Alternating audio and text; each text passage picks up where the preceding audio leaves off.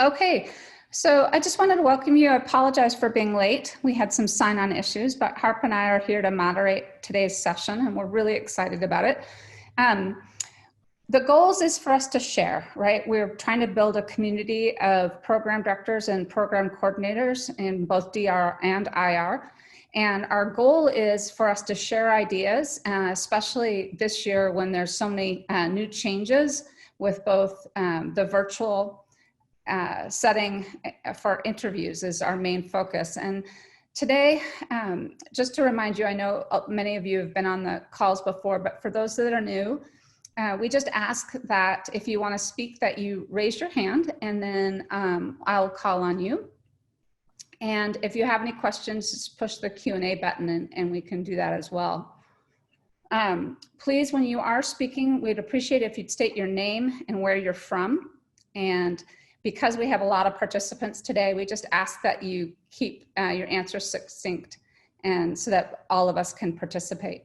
And if you need any clarifications, so if someone's speaking and you want to raise your hand to speak, or if you're shy and don't feel like speaking, please just use the Q&A function. We might poll, and we would ask you to raise your hand and use the raise your hand button if we do poll.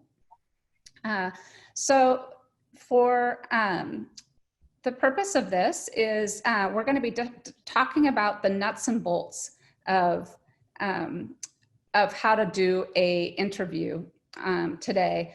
And so, Harp, would you like to start us out in terms of just thinking about how you are going to be scheduling residents and the types of details that will go in, seeing that this is, as you can see, there was a login issue with me today. So we are anticipating some IT issues that will occur during these interviews. Do you have any thoughts on what your group is thinking about? We are thinking about making sure there's a test run. I mean, clearly, like you just said, anybody can have issues, whether it's right at the moment on both sides, both the institution and the interviewee. So, you know, there are options of offering a test run either the day before or, you know, at some time before the interview. I think there's certain things, having an IT person nearby to help troubleshoot during interview days, I think will be very important. So having those resources available to you, just in case things do go wrong. I would suggest that people not use Wi-Fi if they can get a computer that has a direct connection to the internet. That's always going to be a more stable connection. So these are suggestions that I would, when you send out your invites for interviews, offer to people to try to get off Wi-Fi, try to get on a decent computer, test, and have a backup plan just in case things do go awry. Great. I wanted to call on Bill Freeberg. I know that he's online, and I know that he has done some of our interviews already. And Bill, I'm gonna unmute you, and I would appreciate, oh, he just snapped off. He's raised his hand. Yeah. So, but, oh, there he is. He raised his hand. So here we go. So Bill, I'm letting you speak. Hi, good afternoon. Bill, is that a picture of your brain? No, it's a stock image. Okay. I hope it's good. What would you like me to elaborate on today? I would like you to elaborate how you're going to approach a virtual meeting from a program coordinator view. What type of details are you, like timing, just the details of, first, how many do you anticipate hosting per day, and what that schedule will look like? So in the past, since we started the interviews via Zoom in March, we were basically meeting about 1 applicant per day, but there's the potential to do anywhere from 2 to 3 applicants. And I think there were some days where we actually did 3 applicants. It takes about, we had 3 interviewers. So we had 3 faculty interviewers, and this is for neuroradiology specifically. So there may be differences in size of program, but we're not a big program. So we were going to take our time with that. But we have about 3 faculty members that interview with a candidate. We give the candidate time with our trainees, generally about half an hour. And then there's about 15 to 30 minutes on either end of the interview with me, preferably at the beginning so that I can provide them some information and give them a little bit of an orientation on what to expect for the day. So realistically, it's going to take about 2.5 to 3 hours to complete an interview. And then we go through a lot of the same process. We set it up simply by inviting them. So we're going through ARIS, and we set it up by inviting them individually to come to the interview. And then I send out Outlook invitations to all the participants, including faculty, and basically we set it up that way. So it's a fairly direct one-on-one type of interview. Okay. And then do you plan to have IT on site? We didn't use them.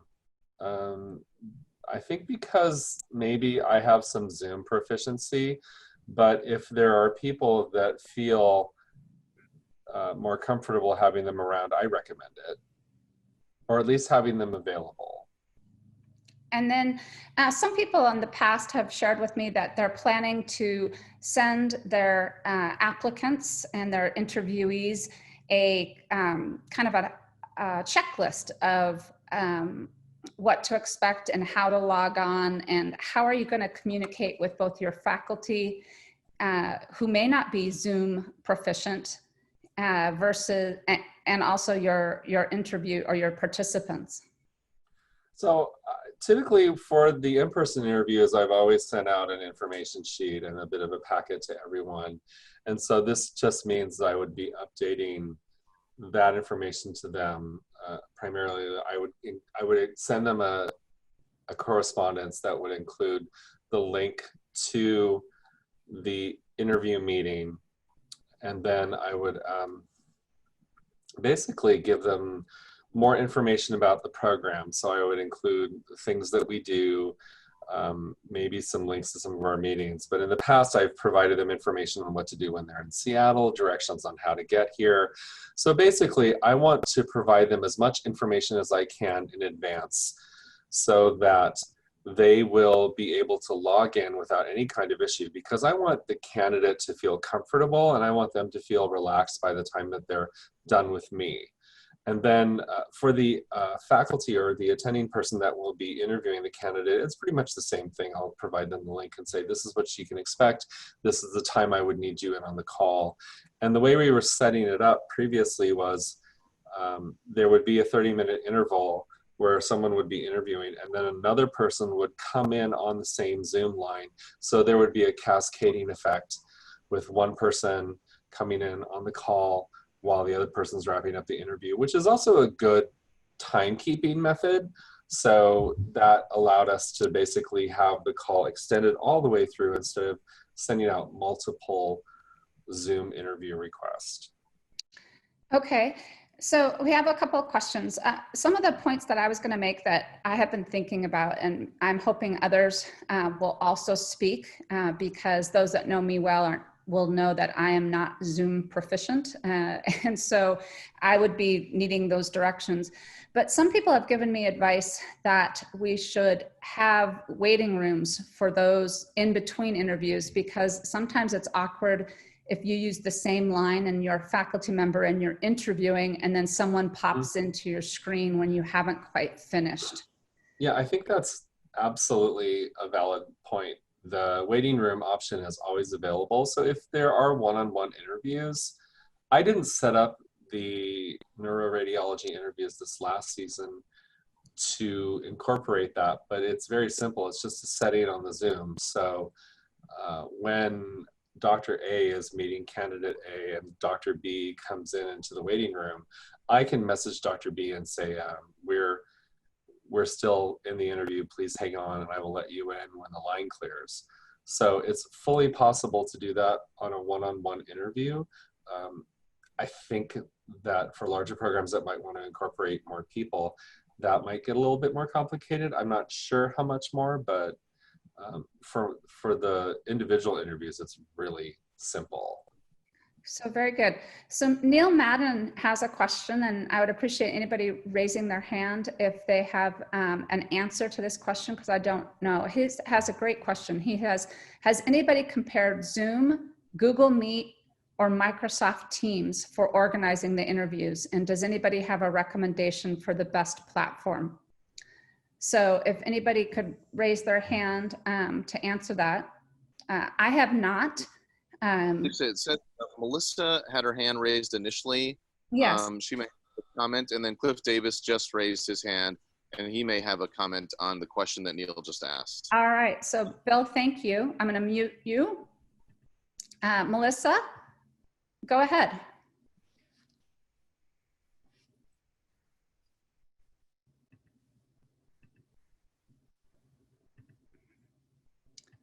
Let's see. Not hearing from Melissa. She may still be on mute, Angelisa. Yeah, trying to, it's. Hi, I am muted. Can you hear me now? Yes, great. We got you now. Okay. I'm Melissa Goldsmith. I'm the residency coordinator for Nassau University Medical Center, Department of Radiology. I've had some experience with Google Meets and Microsoft Teams. I really haven't had too much experience with Zoom. In fact, this is actually my first time with Zoom. Microsoft Teams works quite well, and there is a fee though, you know, in terms of Microsoft Teams and having that. So unless your institution supports adding that fee to your particular program, I'm not quite sure how people will handle that. But they're pretty efficient and they're pretty secure. Google Meets I actually have experience with that only because of the Department of Education and my daughter who had to do the online learning. And so Google Meets does have a few little quirks here and there, but it's pretty good too.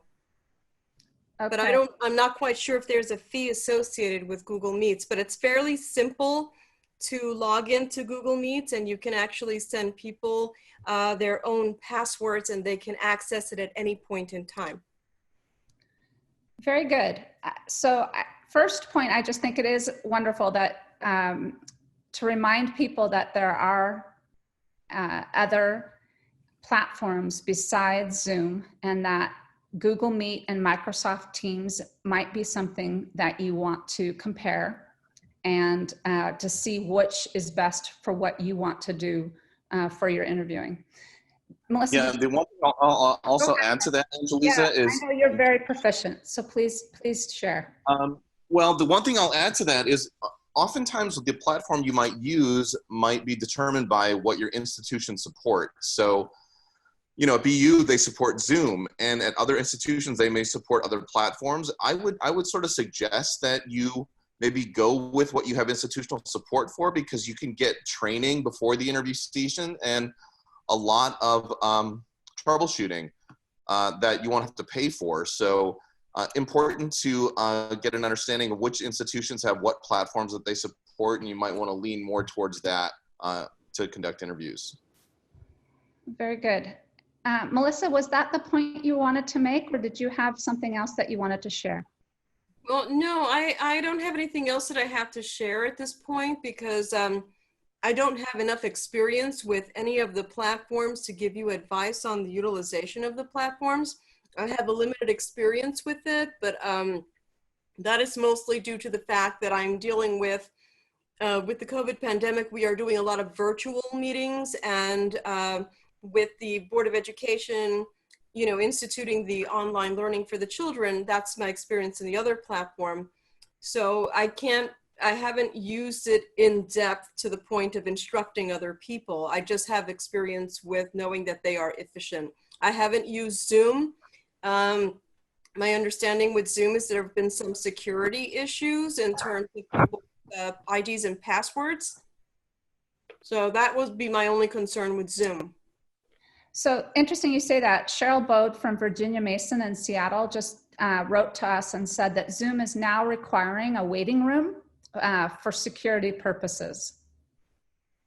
So another thing to investigate, because we have been on conferences in which we get what's called Zoom bombing, in which someone will get on and can be disruptive.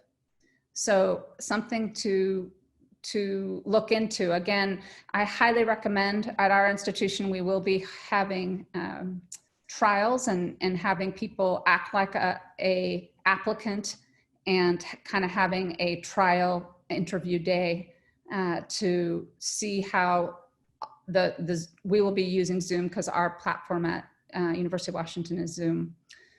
So Baja wrote in and said to set up and host a Google Meet session, it's $6 a month for the basic level.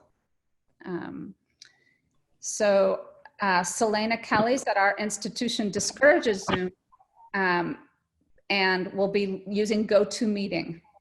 And they also have a waiting room option, but requires a fee. WebEx is another, Amanda Hicks is reminding us that WebEx is another platform that can be used, but I like Zoom because she feels it has a better video quality.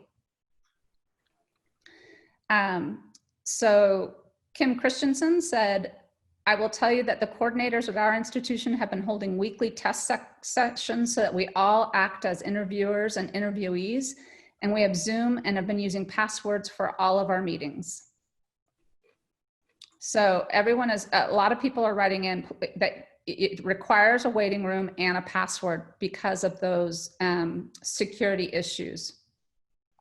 Okay, so that's something to be aware of. And I appreciate everyone's knowledge in this region because I did not know that Zoom has now had that requirement. Okay, so Neil Madden said the password and rating room are required for HIPAA approved products, but not otherwise.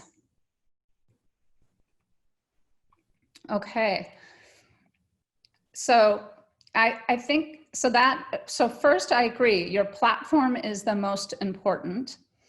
I wanna warn people that if you have just one line and I personally as an interviewer, I'm sure many of you are the same, sometimes goes over. Sometimes I can't keep, I don't have the interview isn't going well and I let them out early. So I highly recommend having a waiting room option because it is uncomfortable to have someone come into the meeting when you haven't finished. All right. Cliff Davis, your hand is up and I'm going to allow you to talk. So go ahead and unmute yourself. Yeah, I just wanted to say that we've used all of these. I go to a lot of virtual meetings every day. And can you hear me? We can. And we use Microsoft Teams. We've used several here. We use both Zoom and WebEx and several other products. And the Microsoft Teams is very stable. And what I mean by that is that if you have several people on the phone call, we've had the other ones where it drops one person or the other person can't talk or they can't see the picture or for some reason, Microsoft Teams seems to be the most stable, and people can walk in and out of Wi-Fi onto their cell phone and back into Wi-Fi, and it just tends not to drop people or have loss of audio or the images. I'm not quite sure why the technology is like that, but it does work better. And then it does have a cost, and but it does have a waiting room option. And exactly like you said, that if something is not HIPAA compliant, there is no Zoom password, and that Zoom bombing does happen. It's happened here several times. So. And on Teams, Microsoft Teams, is that an issue? No, it's not. Okay, so that's something you guys to be aware of. I think that's really important. And I think that security level for the type of program that we're all trying to put together should be on the forefront of our minds. While I have you, Cliff, on the line, can I ask you a couple of questions? Because you seem to have a lot of experience. Yes. So one of the things as a person that will be hopefully organizing the day is I am wondering how many codes do you have? So I would like to have a program in which the chair speaks, the coordinators may speak, we may have them tune into a lecture. And my question to you is, would that require a different code for every event that we are asking them to participate in? It matters how you would do it. If it would be one continuous, then you could have a person calling in from the lecture room and then put themselves on mute. And then you could say, okay, we're done with this so-and-so talk. We're going to switch to our lecture. And then that person in the lecture could just unmute. If you were doing it as one continuous, discussion or call, you could do it like that. If you were having a program description talk where several people were calling in, candidates were calling in at the same time, and you were describing your department, then no, you could do that all under one call with one code without disconnecting, and just switch from one user to the other by muting and unmuting them, just like we're doing right now. So then so maybe again, I'm raising these questions because I think people have to think of the differences using a Zoom call with the different activities that we want to plan. But let's say we have the program director speak, the chair speak, the chief residents speak, and we have them all come into a Zoom call like this. Then I foresee that it's possible that when it comes time for an actual interview with different types of attendings in different types of rooms, they might have to have a different Zoom link for that. Would that be correct? As far as I understand, it's the same way. They just would have different callers come in. What I would suggest is in a situation like that where you're trying to do an information session, is that you have someone in the lecture on the phone with a tripod set up and they're just on mute. Yeah. And then you could say, okay, now switching to the lecture, and the person who's there then turns on their camera. So Harp, can you unmute yourself, my friend? Are you there? Hello? Harp?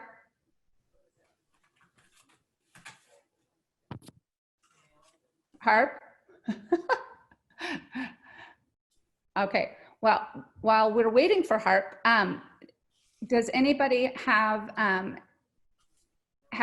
experience in what I'm talking about in terms of what I'm worried about is the concern that it seems pretty standard that there would be one sign-in for all of the lectures in the morning, but when it came time to have people interviewing with different people, that would have to be a separate line. If anybody knows that, I'd appreciate, Neil, go ahead. Hi, yeah, this is Neil Madon from Tufts Medical Center. Do you understand my question? I do understand your question, and I'm playing with this exact concept right now, and I've been playing around with it. At least my experiences with Zoom. And there are a couple of different ways to organize it. So one possibility is that you use one login and then have breakout rooms. And basically from the central area, you push people to different breakout rooms with different participants. That requires active management by someone who is making sure they're sending people into the breakout rooms at appropriate intervals. And so for some people, they may choose to have their coordinator be able to help facilitate that process. And so then people are sitting in different breakout rooms and then people are moving back and forth. But the other possibility is to indeed have separate logins and potentially to give candidates a list of different unique IDs. And so they know at 10 o'clock, they're going to click on one link, at 10:15 or 10:30, they're going to click on a different link. And that makes it easier in that you don't have to have someone actively managing, moving people in and out of breakout rooms, but then the candidate is going to have to make sure that they click on the right link at the right time. Yeah. So there are different ways to do it. And I have not yet spent time looking at Microsoft Teams.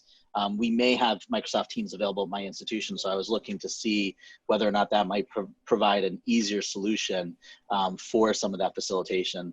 There's another product that I just recently heard about called Thalamus that is supposed to help manage interview schedules. And so maybe another way, and supposedly they can interact with Zoom, Microsoft Teams, Google Meet, whatever platform you're using. And so that would be a paid application. And I'm not trying to advertise for them. I don't know if anyone has any specific history with Thalamus, but I think we're all trying to figure out how we're going to manage the day in terms of making sure it's facile for all of our interviewers and interviewees. Yes, that's my concern. That's why I thought it would be nice for us to talk about this. And sometimes this is what I've been thinking about is, as an interviewee, would I have an agenda? And basically it would say from 9 until 11, link into here for your your presentations from the chair, program director, and residents. Then similar to how we would usually then break for lunch, and then they would go room to room. So it's my understanding, Neil, that one way you could do is put everyone into a meeting room, which would be kind of like them sitting together, which might be nice because they can talk to one another. And then a administrator would have to manage and then get their faculty set up and then move them into each of the rooms to interview with a faculty. Is that kind of what it would be like? That's exactly what it could be like. Yeah. That's one. So that's definitely one way to run the day. Yeah. And so that's one way. Now. Oh, good. Hi, Harp. We're talking about the nuts and bolts because one of my main issues is trying to figure out how to get all these people to all these different faculty to interview. So one way would be having separate logins for each separate faculty, which I'm afraid might be onerous. But another way would be to put everybody in a chat room and then have the administrator mute and unmute as a moderator type thing. Well, no, to move them into to the room to meet with the faculty.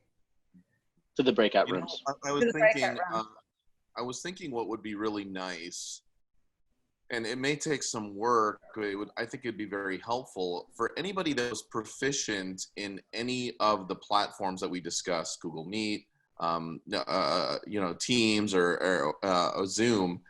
If there could almost be an instructional video, like a short instructional video, if they had sort of streamlined the process, that we could maybe host on the APDR website for a Zoom, this is how you would navigate through a Zoom interview day. This is how you might navigate through a Teams interview day, or if there was anybody that's, proficient in those platforms, I think that might be a really helpful thing. It's running short on time, but that would be a really nice resource. So some of the questions asked, those who have done interviews virtually, do you only have one candidate interview at a time? Typically, I've done interviews for out of match applicants, and I've always done one at a time. I've never been a fan of group interviews. Because I think people try to outperform one another.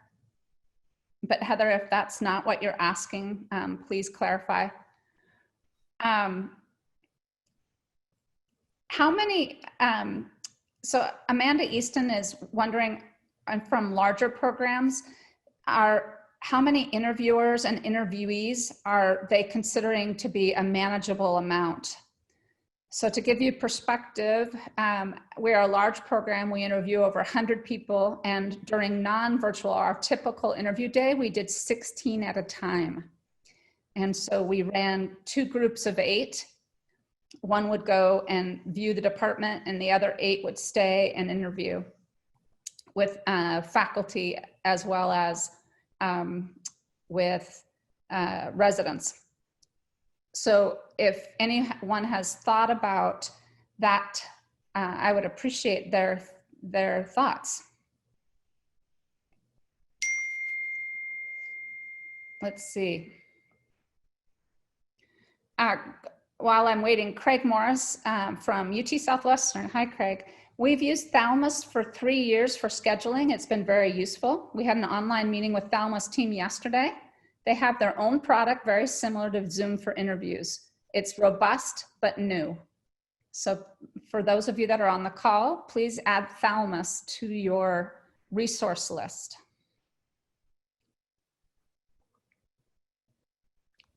Neil, go ahead and unmute. Sorry, I think they just have it didn't lower my hand from the last time I talked. Oh, very good. Okay, I just wanted to see if anybody had any idea of what they felt would be a manageable day in terms of virtual interviews. So Joseph Stuckelman just wrote, we're going to limit 9 a day with 3 interviewers and 3 interviews per candidate. Thanks for everyone for writing in. Amy Spencer is writing, we're hoping to see our same 16 per day using Zoom breakout rooms. And they interview approximately 150 candidates per year. Kim Christman wrote, we're going to hold 10 interviews a day using Zoom. We're looking to hold 2 sessions of 4 interviews at a time. And that's using Zoom and without lectures. Joseph said, don't forget that online interviews can be very exhausting and we don't want to tax the interviewers too much. Maggie Schrader wrote, we have 14 people each day, did the same with half in the morning interview and half touring, then switched, but I haven't had an idea of how to do this quite yet. We're thinking of having 2 faculty interview 1 candidate at a time. Well, that's a new approach.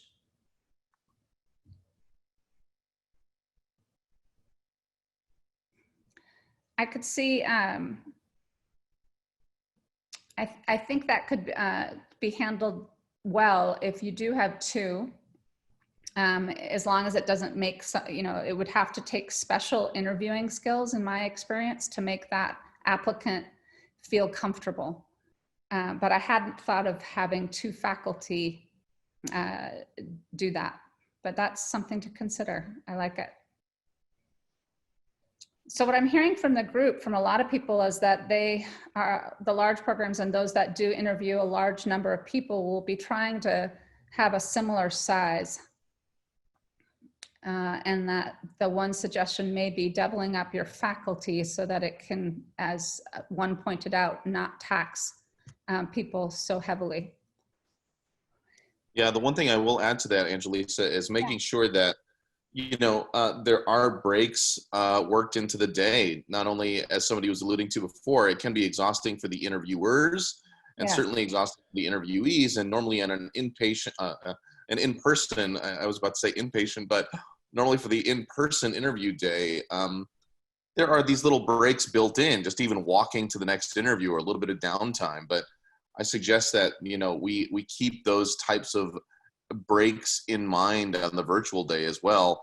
We stack our Zoom calls back to back, and we know how exhausting that is for us on a given day. But we need to be considerate to the interviewees on those days and work in some breaks in that too. I agree. I've been on days when it's back to back, and I haven't even had a chance to go to the bathroom or eat. It's been, and so finally I just started eating at meetings, and people are like, "What?" I'm like, "Well." So I agree. I think that schedule should be healthy for people. Okay. Someone mentioned they're trying to figure out how to have a virtual and make sure that everyone talks to a PD. So Abby, I just wanted to share with you that when we did 16 at a time, we broke 2 into groups, 2 groups of 8. And I would interview 8, and then either the vice chair of education or an associate PD would interview the other 8. So I could not interview all 16, but we made sure that the applicants knew that both of us were equal in our ability to rank. And then, Abby, we let applicants who felt that they still wanted to meet the program director come to my office and just say a few words. So at the end of the day, if you end up having 2 groups of 8 in which the program director can't meet all of your candidates or interview all of your candidates, you may think about having like a little open office for those at the very end of the day. And the reason why we did that is we would have some people say, you know, I just need you to know that I am couples matching, and I would appreciate you remembering that. Or someone would come to me with a research interest or would ask, could I speak to someone else about these things? So I think that's still doable, Abby, in a interview virtual setting. But that might be if you end up splitting into two groups and the program director can't meet with everybody, you may consider something like that. Okay, Nanette, she said, we used Google Meet for our interviews. Each candidate gets a separate Google Meet invitation with no waiting rooms. The interview was scheduled for an hour, and 3 to 4 MDs would interview during that hour. We did not encounter interruptions. We contacted the candidates separately if we ran late by a few minutes. The candidates were understanding, and we afforded each candidate plenty of interview time.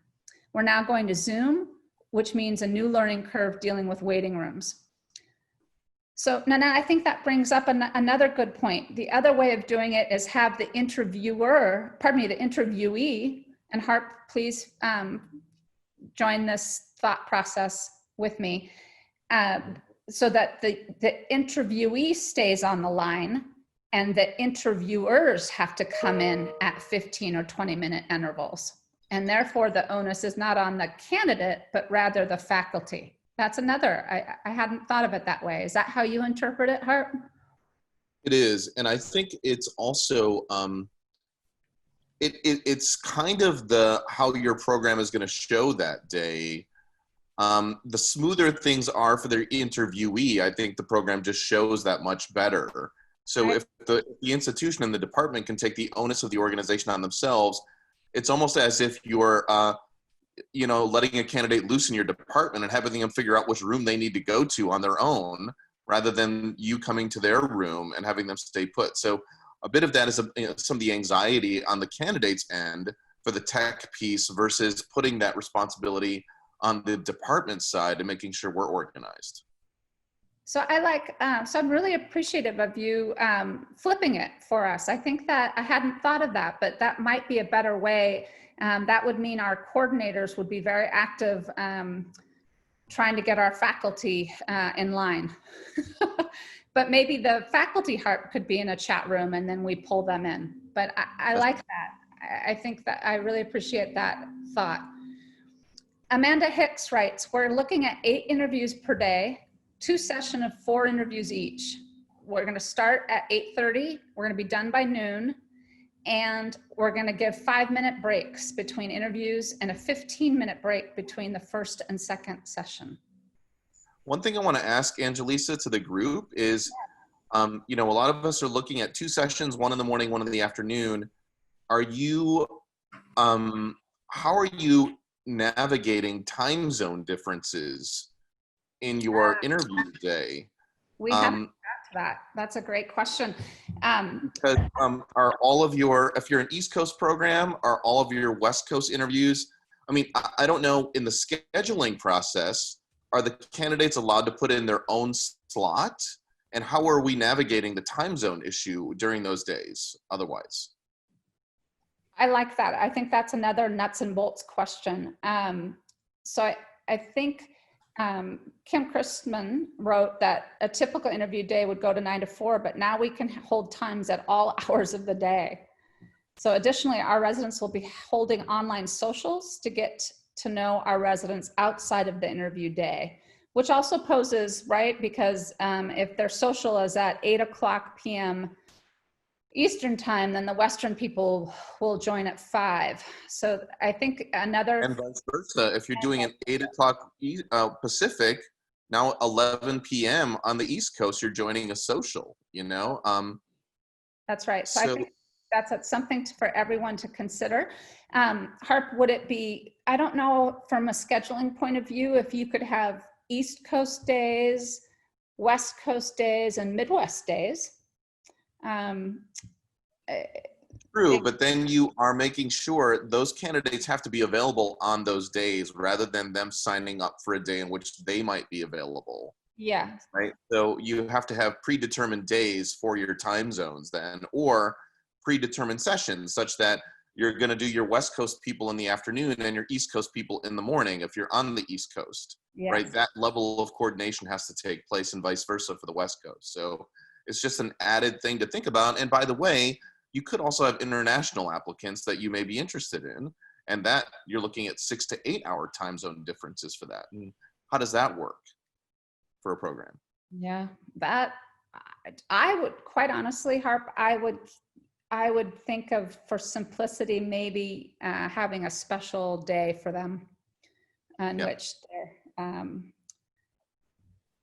interviewed so that it's not so crazy. But I think it gets pretty difficult. However, I've been international and I've been up at 2 in the morning to make a rank and reg board meeting. So part of it has to be on the onus of the applicant on how bad they want it. I think if we try to host everybody at proper times, it's pretty difficult.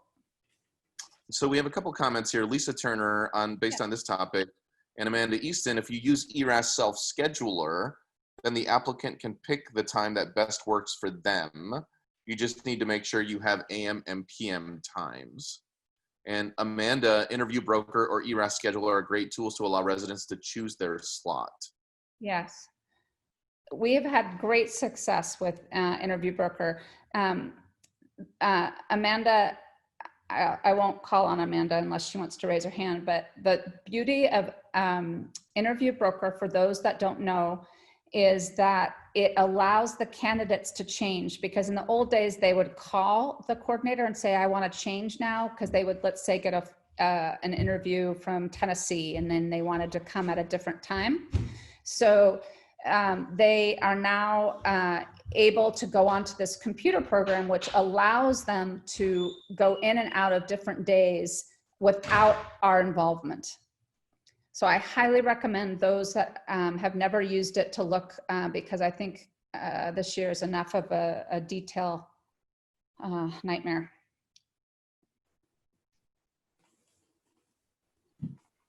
So Amanda Hicks wrote, we are Central Time, so our East Coast and Central Time Zone people will be on the first session, and Mountain Time Zone and Pacific Time Zone people will be during the second session.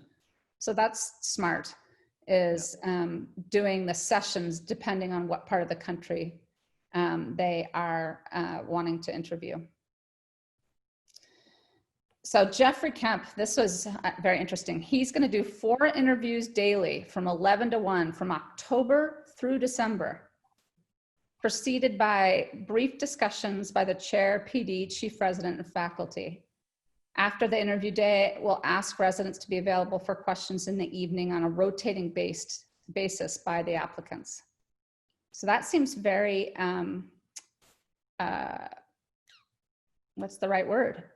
A lot of work, very impressive to be doing 4 interviews a day from October through December. Yeah. So yeah, I wonder, Angelisa, if, you know, how much, if we're actually going to be using more resources from our department and taking up more time for our staff, or less time with virtual interviewing, or is it going to be a push? You know, I mean, I think there are some programs that are actually going to be interviewing more people than they normally would if it were in person, because they're going to have more applicants and they feel like there may be more people applying to more programs because it's so easy to do so. So I wonder how much more bandwidth will be consumed by the department in a virtual setting versus otherwise. I agree. I think it's a long season. Yeah, it is a long season. So interesting. Okay, this is another, Nanette has another good idea. So these are great, you guys. I'm so appreciative of people writing in. Nanette wrote, we're going to use one conference room for the interviews. The coordinator challenge is getting the MDs to the room for each scheduled visit. So that sounds like the faculty will be going into a specific room that then that connection is always there. So that's another way of doing it. So Abby said, I did Maggie's plan with an off-cycle candidate for fellowship recently. It worked great to have faculty go in and out. I sent them all an itinerary beforehand with separate invites for their slot.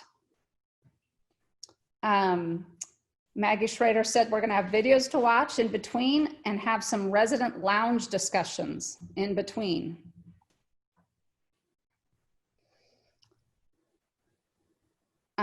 I want to also highlight Baja did research and she found step-by-step instructions for Zoom.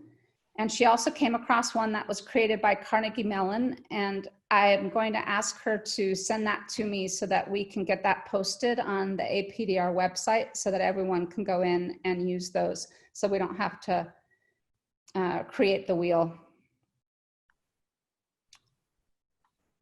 Amanda writes, one of the struggles of in-person interviews has always been keeping the day on time. Does anybody have any tips or tricks for ensuring the faculty and candidates don't push the schedule too far out or adversely impact others? So basically, how do you get people to, would the coordinator pop in and say, okay, your time is up? I'm not sure.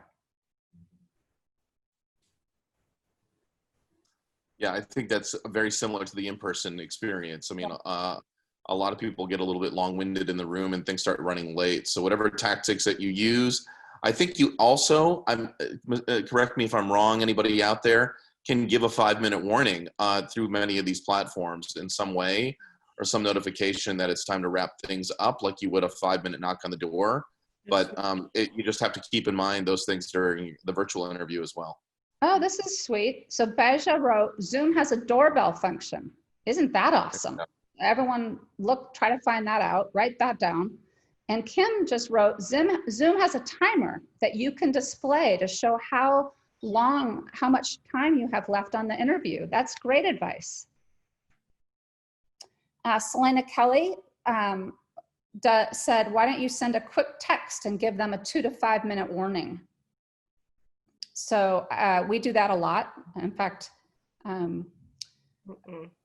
I think that is another practical way of keeping your faculty on time. But I love that. I want to say it again. I love the doorbell. So everyone Zoom, try to Google that and find out how to use a doorbell, because I think that's darling. And also the timer.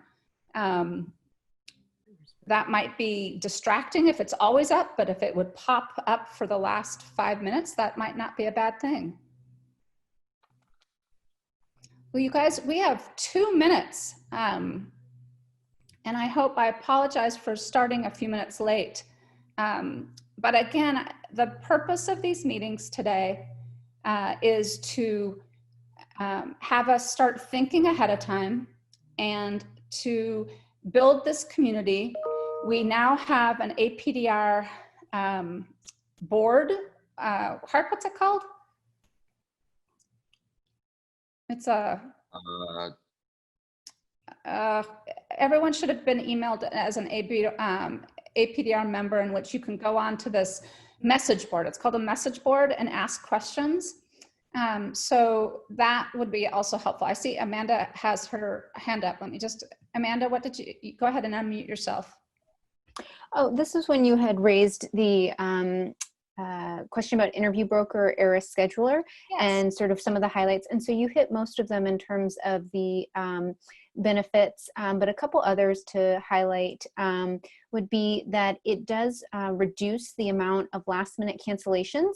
Sometimes the applicants get a little bit bashful about calling and switching, whereas here they don't have to interact with anybody. So you see some more honest transactions going on.